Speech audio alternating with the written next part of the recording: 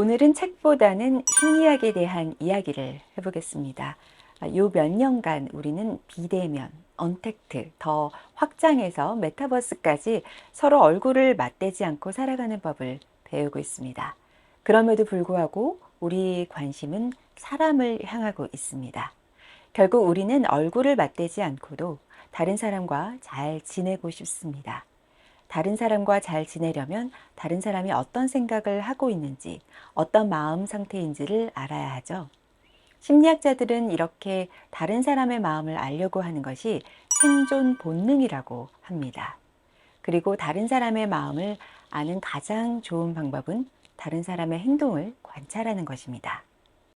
다른 사람이 어디를 쳐다보고 있는지, 우물쭈물하지는 않는지, 대화를 하더라도 내용과 상관없이 짜증이 섞인 목소리인지를 관찰하면 마음을 알 수 있다고 생각합니다. 이렇게 행동의 이유를 마음으로 설명하는 방식을 심리학에서는 마음 이론이라고 합니다. 나에게 마음이 있듯이 상대에게도 마음이 있습니다. 더 복잡하게 말하면 나에게 마음이 있다는 것을 상대도 알고 있다는 것을 나도 알고 있습니다. 이 당연한 사실을 우리는 잊고 살고 있습니다. 특히 아이들과 상대하는 부모가 그렇습니다. 부모는 아이가 밤늦게까지 게임을 하는 모습을 보면 걱정합니다. 저러다 건강을 해치지나 않을까 하고요. 그러면 이렇게 말하겠죠. 또 밤늦게까지 게임이니? 그러면 아이가 대답합니다. 절 그냥 내버려 두세요. 왜 아이는 이렇게 대답을 할까요? 아이는 부모가 걱정을 하는 것이 아니라 게임을 싫어하는 것이라고 생각하는 것입니다. 내가 좋아하는 것을 부모가 싫어하니까 이 대화를 피하고 싶습니다. 그래서 내버려 두라고 말합니다.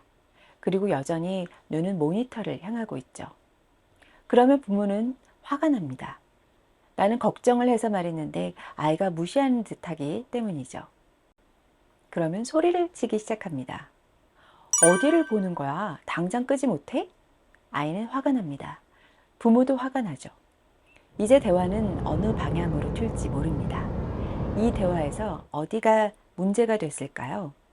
부모도 마음이 있고 아이도 마음이 있는데 서로 그 마음을 헤아리지 못했다는 것입니다.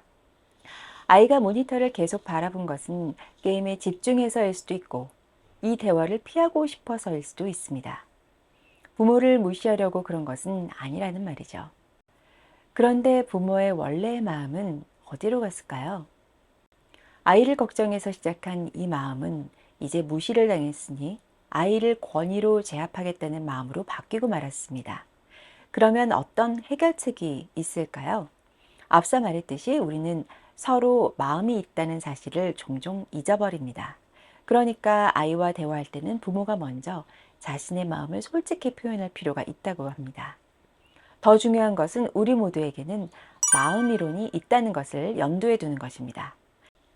부모가 아이의 행동을 보고 틀린 믿음, 즉, 이 아이가 나를 무시하는구나 하고 생각했듯이 아이도 내 행동을 보고 판단한다는 것이죠. 또 밤늦게까지 게임이니? 라고 말을 했을 때 그 대화에서 나를 걱정하는구나 라는 마음을 읽을 수는 없다는 것이죠.